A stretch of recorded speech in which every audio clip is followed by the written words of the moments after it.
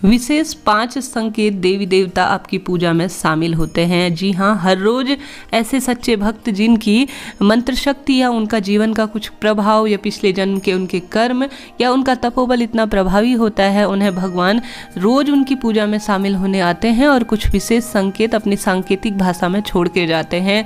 मंदिर या घर का मंदिर हो या देवस्थान अर्थात जो सार्वजनिक मंदिर होते हैं, वहाँ पर निरंतर प्राण शक्ति भगवान की विद्यमान रहती है। मंत्रों की शक्ति के द्वारा या हमारी सच्ची भावना को देखकर प्रभु वहाँ पर स्वयं आते हैं और अपने भक्त की पुकार सुनते हैं। ऐसे में कुछ खास संकेत मिलते हैं एक भक्तिवान व्यक्ति को, एक सच्चे भावुक को, एक सच्चे भगत को। ऐसे में प्रभु जो है अपने भक्त के मन को देखकर, उसकी वाणी को देखकर, उसकी जीवन निर्वाह करने की जो क्रियाएं हैं उसे देखकर उसे खास संकेत देते हैं। कुछ व्यक्ति अपनी जो है सरल वाणी से या सरल बुद्धि से इन चीज़ों को समझ जाता है, परंतु कुछ लोग जो है भगवान के द्वारा किए जा रहे कार्यों को समझने में, उनका श्रेय देने में ईश्वर को अभी भी संकुचित महसूस करते हैं। ऐसे में सबसे पहले अगर आप सभी को यह पहला संकेत मिले तो समझ जाइए आपकी पूजा पाठ में रोज जो है देवी देवता, भले ही आप छोटी सी ही पूजा कर रहे हों, मंत्रों का जाप कर रहे हों अपने घर के मंदिर में, तो समझ जाइए देवी देवता आपके मंदिर में आते हैं और आपकी पूजा को स्वीकार करते हैं। थोड़े समय के लिए वहाँ पर भले ही वह आते हैं, परंतु आते जरूर हैं। ऐसे में सबसे पहला संकेत मिलता है, आप जब देखेंगे कई लोग जो हैं भोग अर्पित करते हैं भगवान को, जो भी जैसा भी रूखा सूखा, सात्विक हो तामसिक हो, प्रभु को समर्पित करते हैं। ऐसे में सबसे पहले जब आप भगवान को भोग समर्पित करेंगे तो देखेंगे कि भोग जो है थोड़ा सा कम हो गया हो, साथ ही वह पहले से अधिक, आपने देखा होगा बड़े बड़े मंदिरों में घर में वही हलवा पूड़ी बना रहेगा अर्थात भोग बना रहेगा, वह उतना स्वादिष्ट नहीं लगेगा जितना कि मंदिर का प्रसाद लगता है। अर्थात होता तो वह भोजन ही है, परंतु वह प्रभु जब स्वीकार कर लेते हैं, उसे आकर अपनी जो छू लेते हैं, कहने का अर्थ है उस भोग को चख लेते हैं, स्वीकार कर लेते हैं, वह प्रसाद बन जाता है, वह अमृत बन जाता है।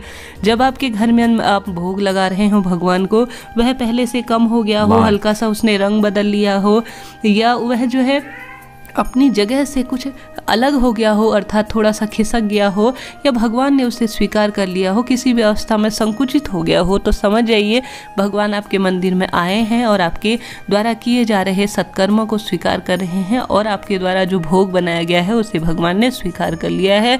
सबसे पहला संकेत यही होता है। दूसरा संकेत होता है मूर्ति का धुंधला पड़ना। आपने देखा होगा जो व्यक्ति लड्डू गोपाल की सेवा करते हैं या माता काली की या भगवान शिव के उपासक होते हैं, वह देखेंगे कि उनकी मूर्ति जो है पहले से जब कुछ दुख तकलीफ आने की होगी या भगवान प्रसन्न मुद्रा में होंगे तो वह मुस्कुराएगी। कई लोगों को उनकी छवि जो है कई बार धूमिल पड़ने लगती हुई दिखती है। कई बार जो है कुछ ऐसी घटनाएं होती हैं जो साक्षात यह संकेत देती हैं कि भगवान मंदिर में आते हैं। मूर्ति के माध्यम से, जो कि उनकी भगवान की साक्षात छवि है, उसके माध्यम से भी भगवान कुछ ना कुछ मंदिर में आने के संकेत देते हैं। यह दूसरा संकेत होता है।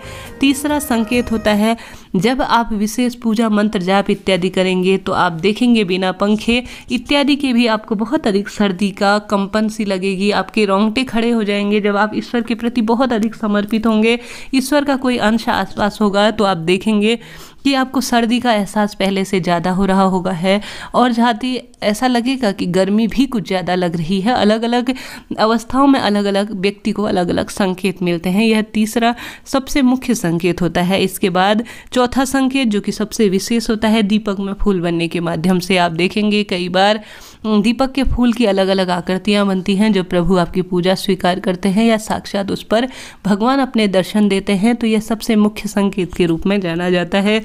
इसके बाद जो है एक ऐसा संकेत जो व्यक्ति को अलग अलग माध्यमों से होता है।